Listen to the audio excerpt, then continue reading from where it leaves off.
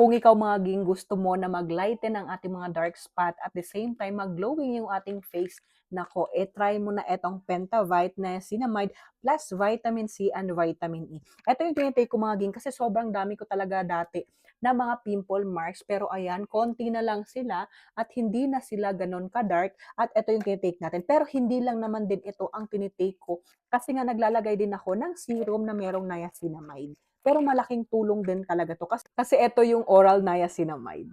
At maganda rin 'to kasi hindi lang naman din niacinamide ang meron kasi meron na siyang vitamin C at vitamin E. So hindi na natin kailangan pang bumili ng vitamin E at vitamin C. So isang tablet na lang yung ating iti-take, tatlo na yung andito na ingredients na maganda ang benefits sa ating balat. Ako maging mas bet ko rin talaga 'tong iti-take dahil nga chewable lang siya, perfect din siya lalong-lalo kung nagmamadali tayo. Alam mo yun, kukuha na lang tapos gagawin na lang natin siya as candy.